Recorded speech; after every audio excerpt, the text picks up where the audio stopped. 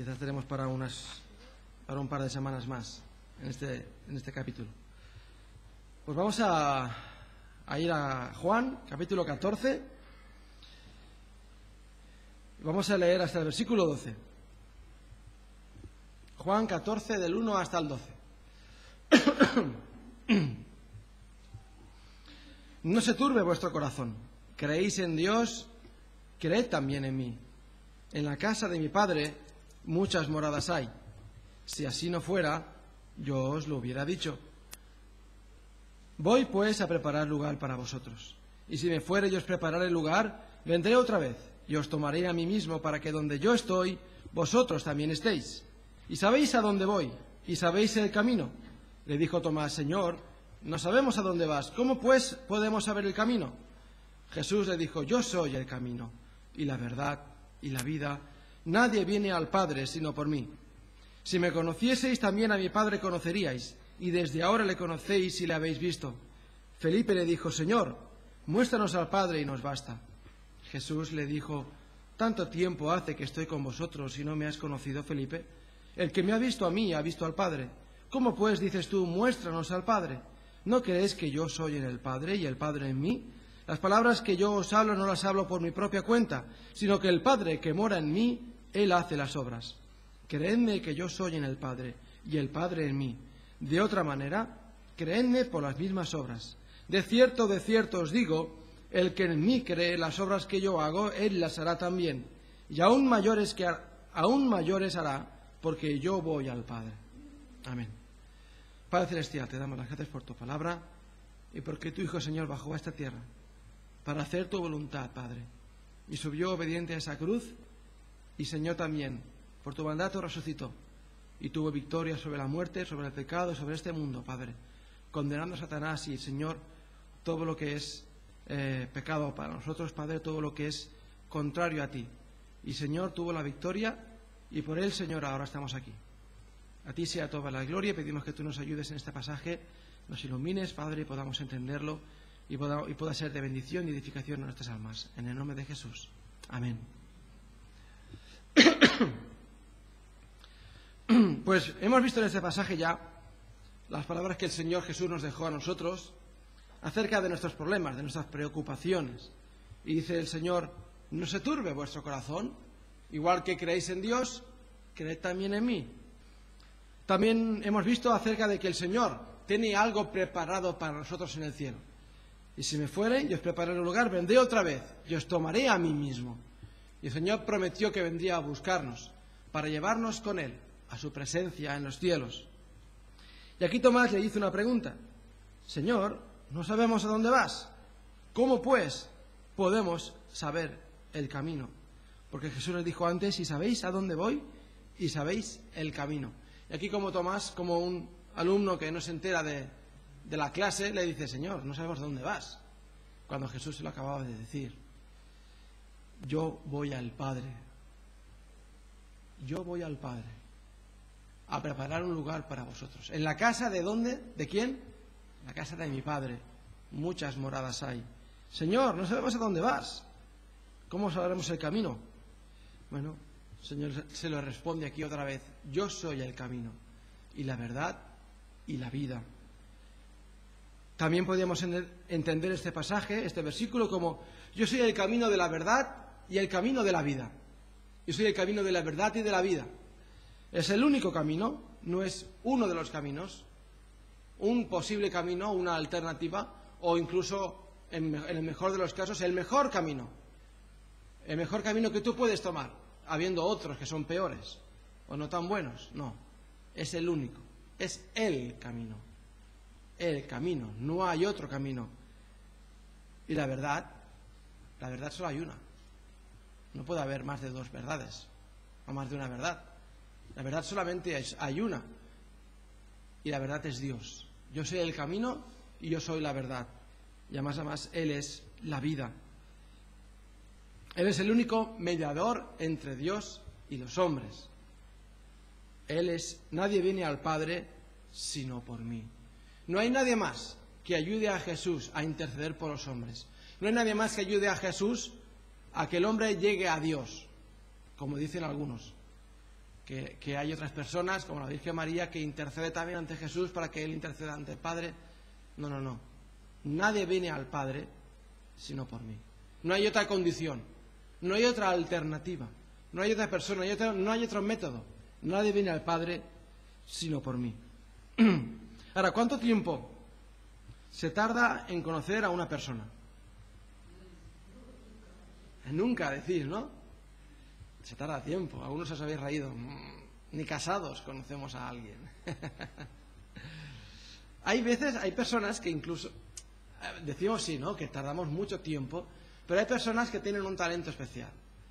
Y no es que la conozcan al 100%, pero ven a una persona, hablan con ella un rato y dicen, esta ya la conozco yo. ¿Nos ha pasado? ¿Alguien que os habéis encontrado? ¿Conocéis a alguien? O quizás sois esas personas que de un vistazo y dices, este ya lo conozco yo. Este a mí no me va a tomar el pelo. Este ya sé de qué pie cojea. Pero sí es cierto que te tarda mucho tiempo en conocer a una persona, y más a una persona en profundidad. Tú puedes conocer a una persona quién es, o sea, su nombre y a qué se dedica. Pero con eso no conoces todo, ¿no? Quizás conoces lo elemental. ¿Sabes quién es? Y qué es lo que hace. Qué lugar ocupa en el mundo, qué lugar ocupa en tu vida, qué lugar ocupa en cierto sitio. Y con eso te basta. Con eso nos basta muchas veces. Pero sí que es cierto que podemos estar toda la vida al lado de una persona y cada vez aprender algo. O conocer más y conocer más de esa persona.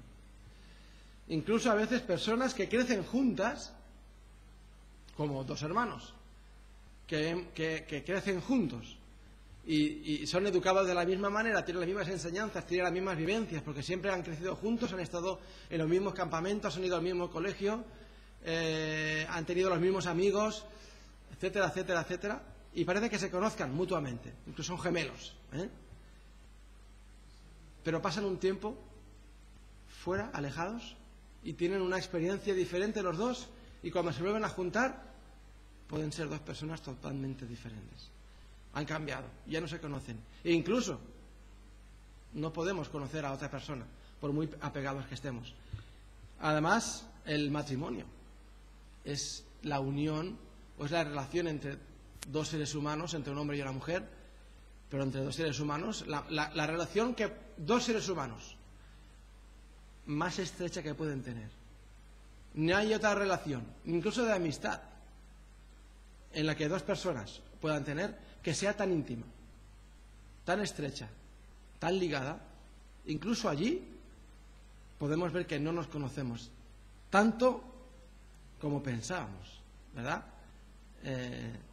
Yo no puedo entrar en la mente de mi mujer, ni mi mujer puede entrar en mi mente. Ya esa limitación hace que haya partes de nosotros que nos desconozcamos. Aparte que no hemos tenido las mismas vivencias.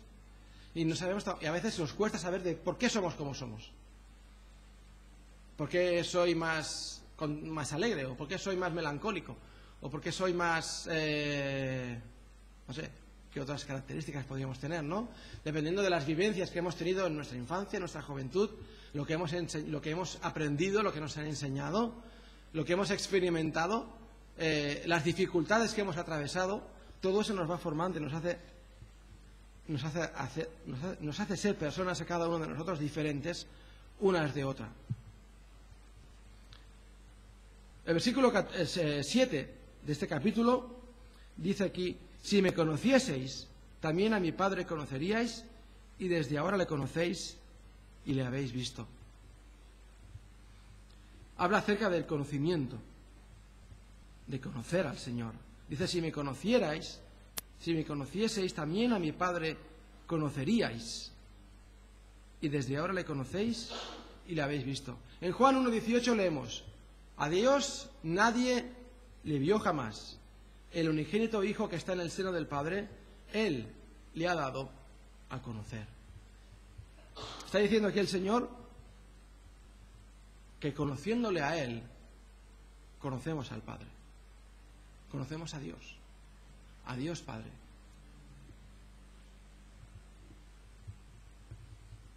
Y hemos leído también en Juan 1:18 que a Dios nadie le vio jamás.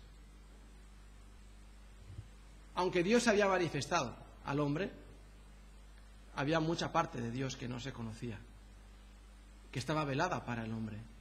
Era necesario manifestarse, era necesario mostrarlo al hombre para que el hombre conociese más a Dios. Hay varias razones por las que el hombre no puede ver a Dios. Primera de ellas es porque Dios es espíritu. Porque Dios es espíritu. Juan 4:24, cuando Jesús estaba hablando con la mujer samaritana, estaban hablando de dónde debían de adorar, el Señor Jesús le dice a la samaritana: Dios es espíritu, y los que le adoran en espíritu y en verdad es necesario que adoren. Dios es espíritu, no se le puede ver. Nosotros somos de carne y hueso, ¿verdad que sí? Nosotros vemos las cosas físicas, las cosas por las cuales la luz es reflejada en ellos y podemos verlas. La luz fue lo que Dios creó en el primer día de la creación. Hizo aparecer la luz para que pudiésemos ver, para que pudiésemos ver lo que hay a nuestro alrededor, captar, ver las cosas que nos rodean. Solamente vemos las cosas que son físicas, pero las cosas espirituales existen igualmente, igual que nos dice la Biblia, pero no podemos verlas. En Efesios 6 leemos que tenemos una lucha no tenemos una lucha contra sangre ni carne, una lucha visible, una lucha que tú coges una espada o coges un arma y puedes luchar, o puedes coger un escudo de metal y defenderte. No tenemos una lucha de esta forma. Tenemos una lucha espiritual contra huestes celestiales y contra huestes espirituales de maldad. Cosas que no vemos. No podemos ver con nuestros ojos físicos, pero no porque no las podamos ver, no existen.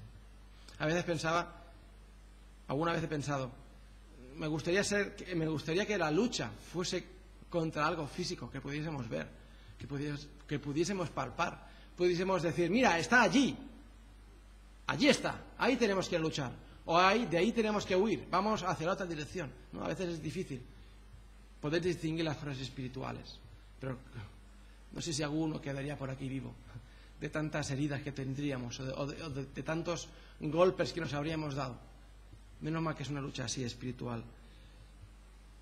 Pero ciertamente hay una lucha espiritual, hay un mundo espiritual que, aunque no lo vemos, existe. Aunque no lo vemos, es real.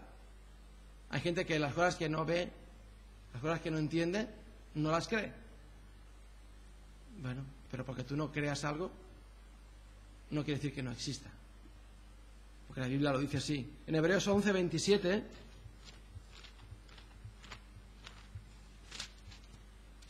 Hebreos 11:27 leemos que es necesaria la fe. Por la fe dejó Egipto no temiendo a la ira del rey, porque se sostuvo como viendo al invisible. Por lo tanto, es necesario utilizar la fe, ejercitar la fe en esta guerra espiritual, en este mundo espiritual. Dios es espíritu. Así empezamos leyendo la Biblia en Génesis 1:12, que el Espíritu de Dios se movía sobre la faz de las aguas. El Espíritu de Dios se movía sobre la faz de las aguas. En Job 33:4 también Job hace una declaración acerca de Dios. Job 33:4 leemos: el Espíritu de Dios me hizo, y el soplo del Omnipotente me dio vida. Ya Job sabía aquí que Dios es espíritu. No está limitado Dios a un cuerpo físico, a un cuerpo de carne, a un cuerpo de cualquier otro material. Estamos limitados, no podemos salir de nuestro cuerpo. Nuestra alma no puede salir de nuestro cuerpo, sale a pasear por allí y después regresa. Estamos limitados hasta donde podemos ver, estamos limitados lo que podemos escuchar, la capacidad que Dios nos ha dado en nuestros oídos. Estamos limitados en nuestra enseñanza, a quien podemos hablar hasta que nuestra voz se disuelve en el aire. Estamos limitados a los lugares donde podemos ir por nuestra capacidad, nuestra resistencia. Llega un punto que nos cansamos y tenemos que pararnos. Y tenemos una limitación en nuestra vida física. No podemos vivir más tiempo del que Dios ha puesto en nuestras vidas. Y llega un momento que por mucho que hayas andado, por mucho que quieras conocer, yo me voy a proponer ahora ir por todo el mundo a enseñar a la gente acerca de la bondad y del amor, o no sé, cualquier otra cosa. Llegará un punto que tu vida acabará y no habrás podido alcanzar a todas las personas. Habrás hecho mucha cosa, quizás, mucha labor, pero tu vida tiene un punto, tiene un límite. Dios no. Dios es espíritu. Dios es espíritu y no tiene límite. El Salmo 139, que lo hemos leído esta mañana, en el versículo 7 dice: ¿dónde me iré de tu espíritu? ¿A dónde me iré de tu espíritu? En segundo lugar, Dios es infinito. Dios es infinito. ¿Tú puedes ver el infinito? No. A veces usamos esa palabra para definir cosas, pero le quitamos el auténtico significado. Tú puedes decir: no, está mirando el infinito. Bueno, tú estás mirando ahí a lo lejos, pero tú no miras el infinito. No puedes ver el infinito. No puedes ver todo el infinito. No tiene fin. No tiene ni principio ni final. No podemos ver el infinito. Dios es infinito. No tiene ni principio y no tiene ni final. No podemos ver a Dios. Ya hemos dicho que nosotros estamos limitados. Cuando hablamos del infinito, estamos hablando de la omnipotencia de Dios, de su omnisciencia, de su omnipresencia, de que Dios no tiene límites. El Salmo 139 nos habla acerca del poder de Dios, de cómo nos hizo en el vientre de nuestra madre, de su omnipresencia. ¿Dónde me iré de tu espíritu? ¿A dónde huiré de tu presencia? Nos habla también de su omnisciencia, de cómo puede saber cómo fueron formadas todas mis cosas, todo mi cuerpo dentro del vientre de mi madre.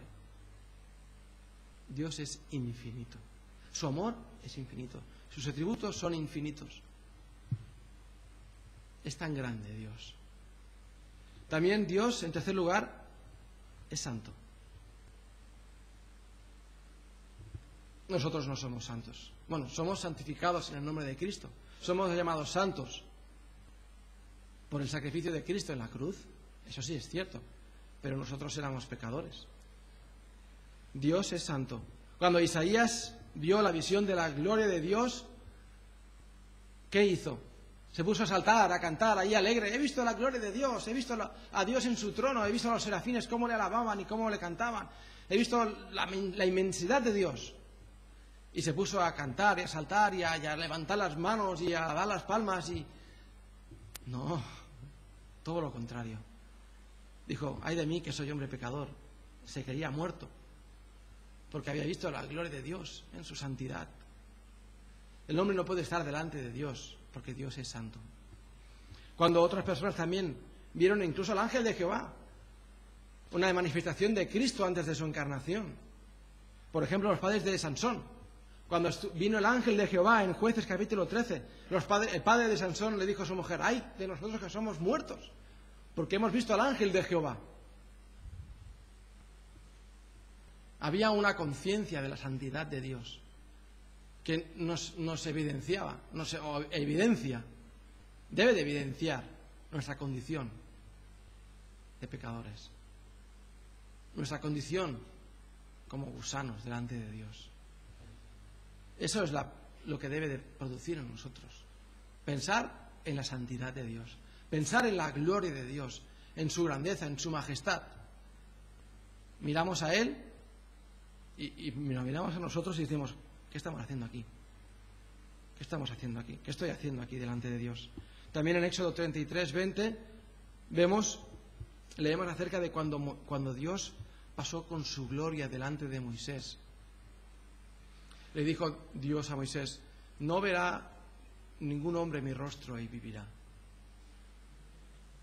No verá ningún hombre mi rostro ni vivirá. Dice: pero por la gracia que has hallado delante de mí, te dejaré estar aquí delante. Lo escondió con su mano, pasó él y le mostró su gloria. Dice que le dejó ver sus espaldas. Qué privilegio que tuvo Moisés. Pero dijo Dios a Moisés: no verá ningún hombre mi rostro y vivirá. Por eso en Juan leemos que a Dios nadie le vio jamás. A Dios nadie le vio jamás. Su santidad, su grandeza, su majestad hace que a nadie, que ningún hombre pueda estar en su presencia. Pero el unigénito Hijo del Padre le ha dado a conocer. Pero Cristo dio a conocer al Padre. Aunque el hombre no puede ver a Dios, Dios se ha dado a conocer. ¿Cuántas gracias tenemos que dar a Dios? Que no ha permanecido velado. No, es que yo soy tan grande y vosotros sois tan pequeños que no podéis saber de mí siquiera. No podéis verme, no podéis conocerme, no podéis saber cómo soy.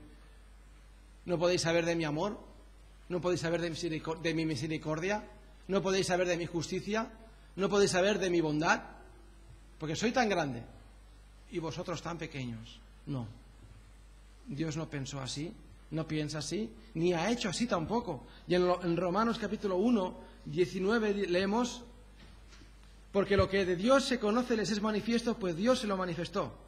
Porque las cosas invisibles de Él, Dios es espíritu, dice las cosas invisibles de Él, lo que no se ve, lo que el hombre por sus propios ojos que Dios le ha dado no puede ver. Es imposible que el hombre pueda ver, pero Dios se las manifestó. Dice: su eterno poder y deidad se hacen claramente visibles desde la creación del mundo, siendo entendidas por medio de las cosas hechas, de modo que no tienen excusa. Y Dios se ha manifestado al hombre. Dios se ha dado a conocer al hombre.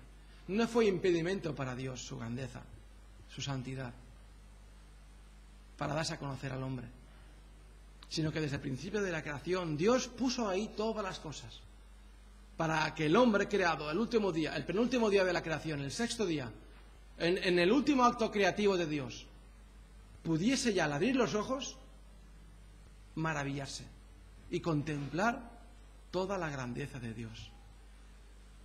Debemos de tener en cuenta que Dios no creó al hombre al principio. Podía haberlo creado al principio de todo, ¿verdad? ¿Qué problema era para Dios crear al hombre al principio y ver cómo Dios iba creando todas las cosas? Ver cómo el mundo estaba allí hecho una masa deforme, todo el agua, toda la tierra ahí mezclada, el primer día de la creación, oscuro, y después crear la luz, y después venir todas las cosas. Pero Dios quiso que cuando el hombre abriese los ojos y tomase el primer aliento de vida que Dios le dio, abriese, mirase y viese toda la creación ya hecha, preparada y dispuesta para que la disfrutara. Esa fue la voluntad de Dios. Y Dios tiene un orden y tiene un propósito para cada cosa, y Dios lo quiso así. Y así que el hombre, cuando abrió los ojos, vio todo el poder de Dios en la creación. Por eso el salmista David, el Salmo 19, los cielos cuentan la gloria de Dios. O el Salmo 8 también, ¿no? Los cielos anuncian la obra de tus manos. Qué preciosa es la creación de Dios y cómo podemos contemplar allí el poder de Dios y su deidad.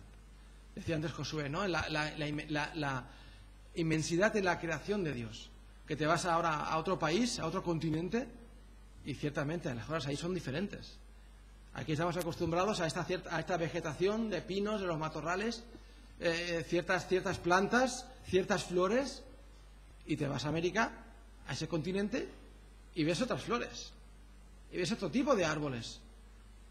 Ves algunos que hay aquí, pero hay muchos que allí hay y aquí no hay.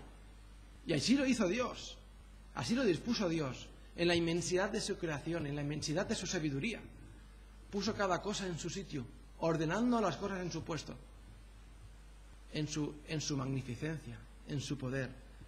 Por eso, dice aquí, que las cosas invisibles de Dios, su eterno poder y deidad, se hacen claramente visibles desde la creación. Ahora, ¿qué leemos después? Habiendo conocido a Dios, no le glorificaron como a Dios, ni le dieron gracias, sino que se envanecieron en sus razonamientos.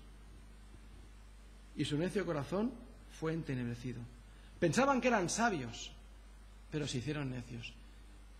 No hace falta llegar hasta la historia de la humanidad, hasta el siglo XX, para ver que estos versículos se cumplen ahora mismo. Porque inmediatamente después de Noé, ¿qué leemos que sucede? Empezaron a construir la Torre de Babel. Como diciendo el hombre, para que, por si acaso Dios nos expande o nos hace irnos de un lugar tan lejos, para que podamos ver y volver, y podamos ver que aquí podemos tener nuestra casa, nuestro hogar. Vamos a construir una nube que llegue hasta el cielo. Inmediatamente después de que Dios destruya a la humanidad por su maldad, el hombre, habiendo conocido la gloria de Dios, habiendo conocido también la justicia y la ira de Dios, condenando el pecado, ya empezó a actuar de esa manera. Ya empezó a actuar, incluso Noé. Lo primero que hizo después de que salió del arca, cogió una viña, la plantó y diremos que se embriagó. Después de haber pasado todo lo que pasó y cómo Dios, por su gracia y misericordia, los salvó.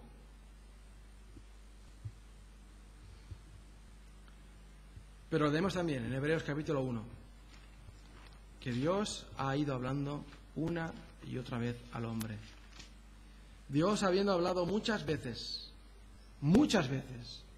y de muchas maneras, en otro tiempo a los padres por los profetas, Dios ha hablado muchas veces al hombre, por sus profetas, por la creación, mediante sueños, mediante visiones.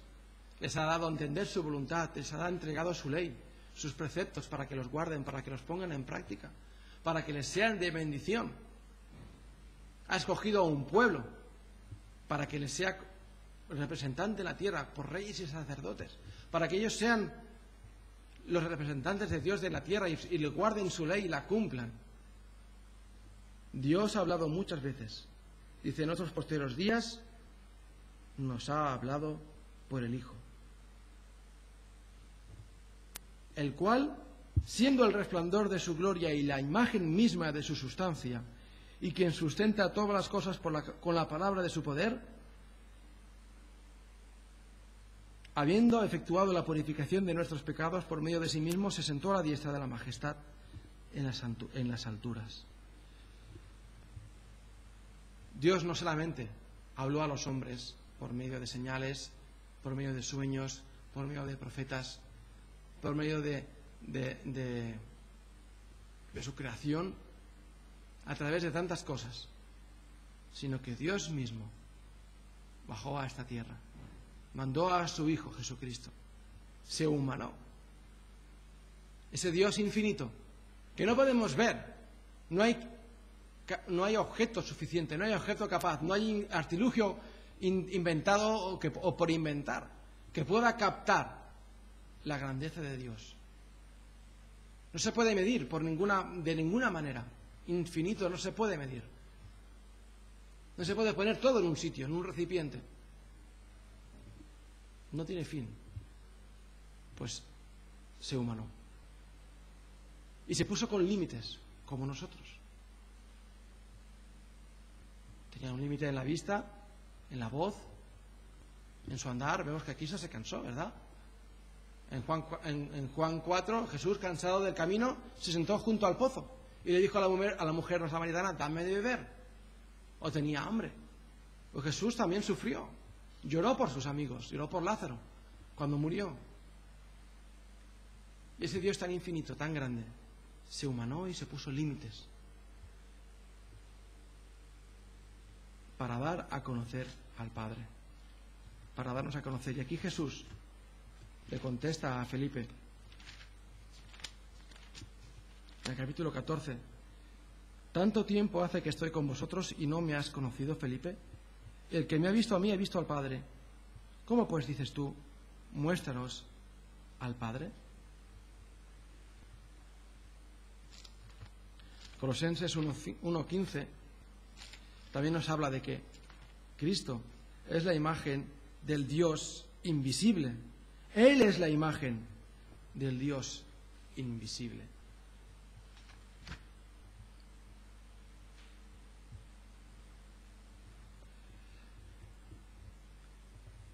Felipe quería conocer al Padre. Señor, muéstranos al Padre y nos basta. muéstranos al Padre y nos basta. Parece que Felipe, que aquí era una pregunta como de un alumno, ¿no?, que no entiende la clase y el profesor le está enseñando 3 más 2 son 5. 3 más 2 son 5. ¿Veis? Tenéis 3 manzanas, y tomáis 2 manzanas. ¿Y cuántas manzanas tenéis ahora? Tenemos 5. Y Felipe le dice, ¿y 2 más 3? No entiende el concepto. Y realmente, ya dijimos la semana anterior, que cuando recibieron el Espíritu Santo, entendieron todas las cosas. El Señor Jesús, como veremos también en una semana o dos, iba a enviar el Espíritu Santo. Él os mostrará toda verdad. Él os hablará de lo mío. Os lo hará saber. Él os llevará a toda verdad.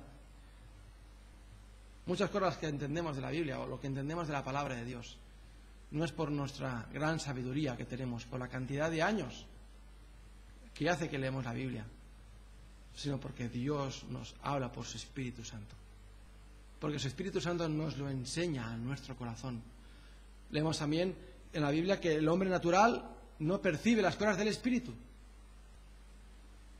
El hombre, a veces me sorprende que leo en algún artículo o se habla de alguien que dice que ha leído la Biblia, que la ha estudiado y que empieza a hablar en contra de Dios y que empieza a hablar acerca de supuestas contradicciones en la Biblia dice, ¿pero este hombre ha leído la Biblia? ¿Y cómo leyendo la Biblia no se da cuenta de lo que está mostrando Dios en su palabra, de su condición de pecador? El leer no es suficiente. La obra la tiene que hacer el Espíritu Santo. La obra la tiene que hacer el Espíritu Santo en nuestros corazones.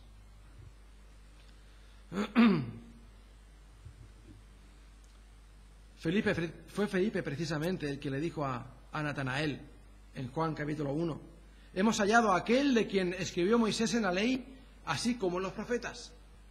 A Jesús. Le decía, ven con nosotros, que hemos hallado a aquel de quien está escrito en la ley y en los profetas. Aquel de quien escribió Moisés, al Mesías, a Jesús.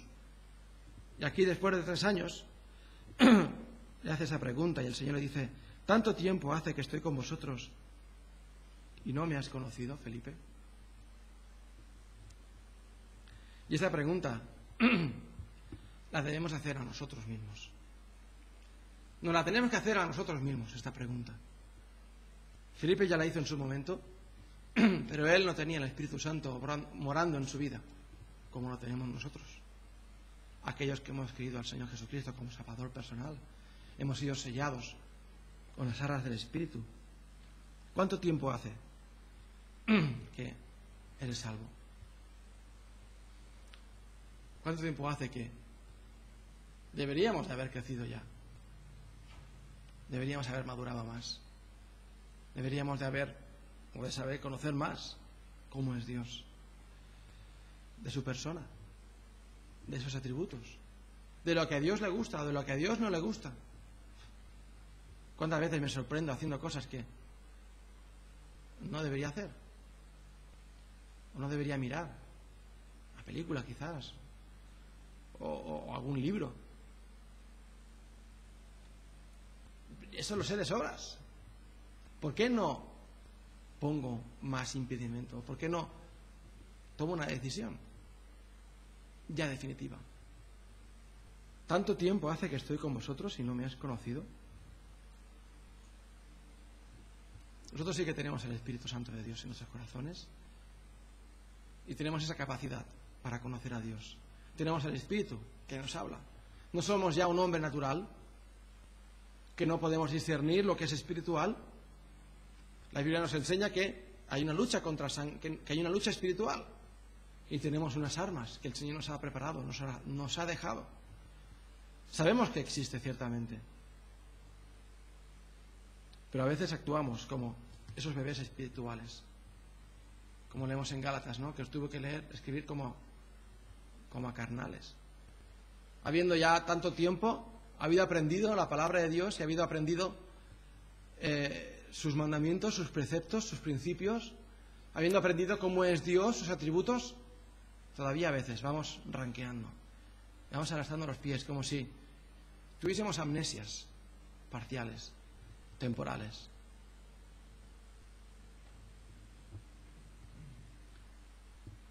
¿Cuánto hemos aprendido de Dios? ¿Y cuánto todavía nos falta de aprender, verdad? ¿Cuánto todavía nos falta de aprender? Eso no es un pensamiento para decir, tiro la toalla.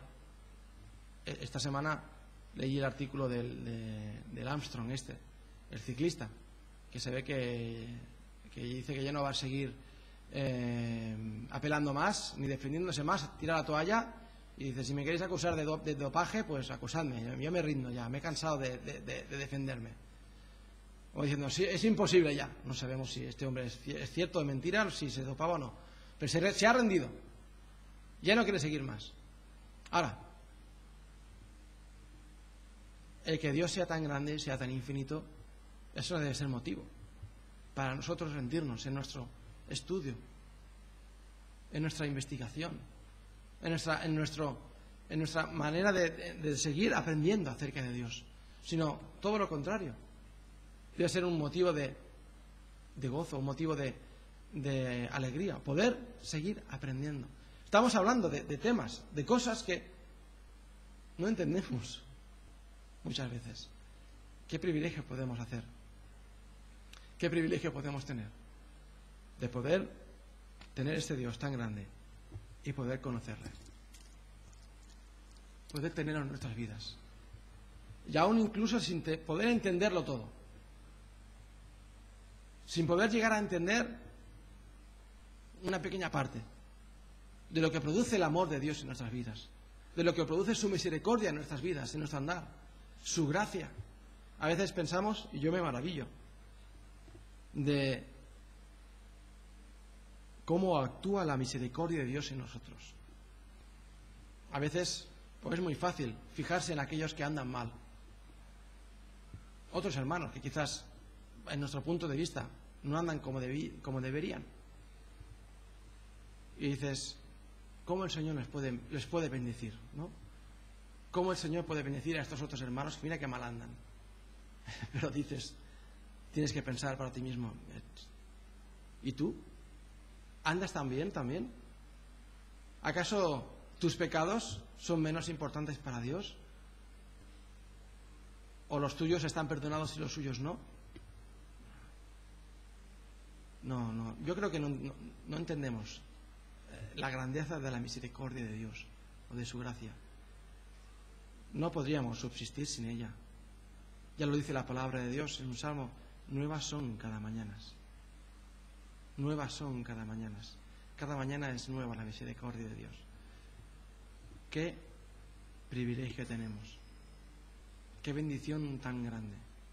Que no hace falta que entendamos todo para recibir los dones de Dios. Si fuera necesario, seríamos unos desgraciados, estaríamos más perdidos. Pero incluso sin llegar a entenderlos, podemos hablar de ellos y podemos regocijarnos en ellos, sin poder entender cómo actúa Dios en nosotros, cómo es su gracia, su misericordia, su amor, su justicia, su bondad. Pues conozcamos más a Dios. ¿Cuánto tiempo hace que estamos con Él? ¿Cuánto tiempo hace que estás con Él, con Dios? ¿Y cuánto nos queda todavía por conocerle? ¿Le conocemos como deberíamos conocerle? ¿Le conocemos como deberíamos conocerle? Pues sigamos adelante, con fe, como Moisés cuando salió de Egipto, como viendo al invisible, por fe, y andemos de su mano. Dios se manifestó en su Hijo Jesucristo. Gloria a Dios por ello. Padre Celestial, te damos las gracias por tu manifestación a nosotros, Padre. Como tú te presentaste y te diste a conocer, pedimos, Señor, que tú nos ayudes a vivir para ti, a ver tu gloria, Padre, y que lo que de ti vemos, Padre, nos ayude a vivir más santamente para ti, a vivir más ordenadamente, Señor, para ti, para que otras personas puedan ver tu gloria y también puedan pasar de muerte a vida. En el nombre de Jesús. Amén.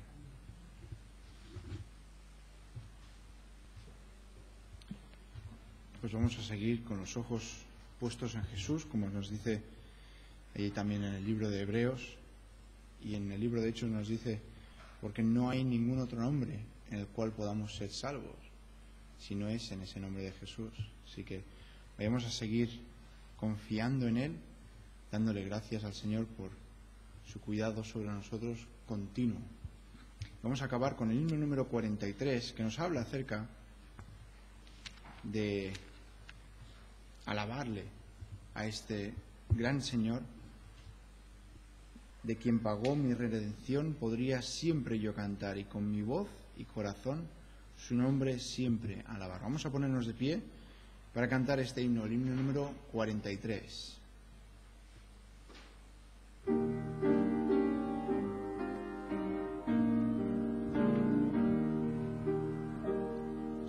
De quien pagó mi redención, podría siempre yo cantar, y con mi voz y corazón su nombre siempre alabar. Por fe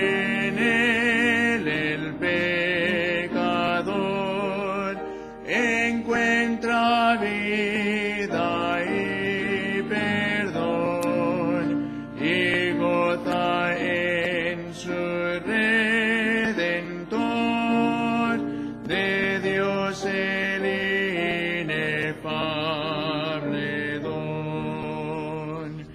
Por redimirnos Él sufrió amargas penas y dolor, y por la muerte demostró la plenitud de su amor.